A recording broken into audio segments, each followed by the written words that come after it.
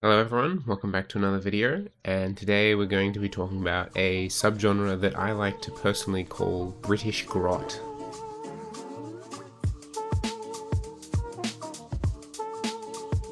So I'm a big fan of horror, and one subgenre of movies that I've had a fascination with is British Grot, a term of my own creation. It's basically British movies that aren't classy and they're gross, dirty, slimy, and filthy. They're mostly from the 2000s to the early 2010s, as anything earlier had a more dignified British sensibility to it, and anything later looked too professional with a high quality camera to kind of capture that dirty, grotty feeling. They also tend to be low budget, as anything with a high budget ends up looking too nice and clean. There tends to be also themes and depictions of sexual assault. I don't know why British horror films do that, but that's just what keeps coming up in these movies. And lastly, a lot of the characters in the movie usually just have very poor morals and are despicable people. So I'm going to dive into 4 examples of this subgenre today, if you're looking to get into it for some reason. I won't get into any spoilers on these movies either, so you're able to watch this video and dive into them spoiler free. And make sure you stick around to the end, as I will be crowning the pinnacle of the British horror genre. Alright, our first entry into the British Grot genre is Wilderness, 2006 movie.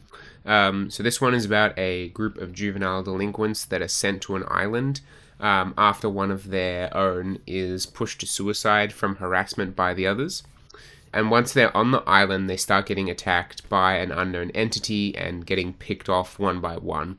So it's kind of like a race for survival on this island and trying to figure out who or what is after them and why. This one fits into the British Grot genre really well, as because they're juveniles, most of them are very horrible people who have just done bad things, are not nice people, and so part of the entertainment is coming from them then having to work with each other as well, because most of them are bad people. Yeah, there's some over there, mate. Where? There. Well, I can't see where your finger's pointing. There. Oh, you're fucking useless, mate. And even when they're being attacked and hunted down by an unknown entity, one of them briefly attempts to sexually assault another member of the party. So when that happened, I was like, oh my god, okay, this is British Grot for sure. This is horrible and nasty. These are all terrible people. Second example I want to give, you may have heard of this one actually, is Eden Lake from 2008. It's probably the highest budget film that I'll mention on this list, but it is far from being the classiest. This one stars Michael Fassbender in it, and the premise is that a couple are attacked and hunted down by a group of local kids when they go on a holiday to Eden Lake. The movie got some backlash and criticism at the time when it came out, because it essentially portrays the working class as just these violent and baseless people. But that's exactly why it fits into the British Grot genre so well, is because all of these, well, I wouldn't say all, but a fair amount of the kids and the people that the couple runs into are all really just nasty, horrible people.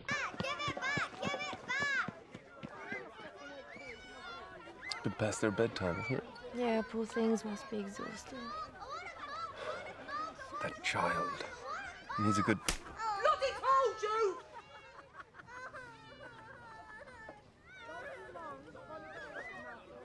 As I was doing some research for this video as well, Eden Lake plays into the broken Britain trope, where between 2007 to 2010, there was a perceived state of social decay, so there were actually other movies made about this kind of similar thing. One off the top of my head is Harry Brown with Michael Caine in it. Several of the kids in the group are peer pressured into being complicit with these horrible acts of violence that the ringleader of the kid does and makes them do. And so the female lead eventually starts killing the kid. So it's just baseless morals all around. Everyone is stooping to their lowest, and it makes for wonderful British Grot. I'd say this one is definitely a good entry point into the British Grot genre, just due to like its accessibility with like we all know Michael Fassbender, and it's like a bit higher budget as well, so it's kind of more well produced overall. So if you're looking to get into the genre, I would probably start with this one. All right, moving on to our next entry, we have Creep from 2004. This one is about a woman who gets trapped in a subway station overnight when she accidentally dozes off. Once again, we have another attempted sexual assault by a guy she met earlier at a party. However, he is dragged away and attacked by an unknown entity, which then she is spending the rest of the movie stuck in this subway station and the sewer system, trying to outrun and escape them. It's a decent movie. It's not as good as Eden Lake in my opinion, but it certainly deserves a mention here, as it definitely belongs in the British Grot genre, in my opinion. I remember when I watched this with a friend, he was hoping for there to be more explanation behind the unknown entity. I don't particularly agree with that, but the movie does allude to there being a bit more backstory behind the entity that isn't necessarily spelled out for us. For me, I kind of preferred it that way, like just not everything about it needs to be explained, but it just added a little layer of mystery behind, you know, what was going on, which I personally enjoyed. And last of all, we get to the peak of the genre, possibly the grottiest of British Grot there ever will be, Mum and Dad from 2008. I'm Mum. He's Dad. You live with us now.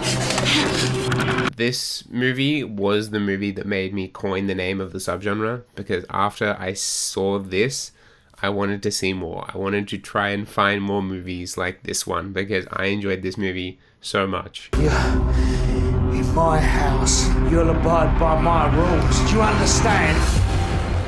The premise, in a nutshell, is that a girl is kidnapped and adopted by the titular mum and dad, and they're forced to live in a house with them, as well as two other adopted kids who are become more subservient to the mum and dad. This movie pretty much has like every trope that I listed of the British Grot genre.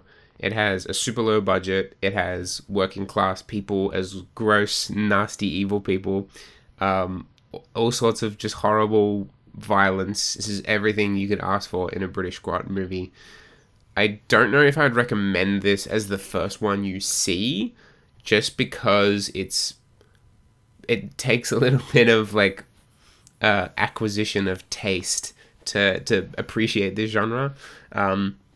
But once you've watched a couple and have a general feel for it, this one is just so much fun in how like gross and nasty it is. I really enjoyed this one. It's become like iconic with a friend who I watched it with several years ago, and we still bring this movie up from time to time because it just absolutely nails everything that British Grot is about. Ever since I've watched this movie, I've been chasing this high, and I hope to one day find another British Grot movie that is on par with Mum and Dad, because I really, really love this one. So that's all the movies that I'm discussing for today. If you enjoyed this video, please give it a like and let me know your thoughts on this genre, and if there's any other movies you've seen you think that fit into it. I know there's certainly more out there that I have not watched yet, so maybe I'll make a follow-up video with further entries into the British Grot. But thank you very much for watching, and I will see you in the next video.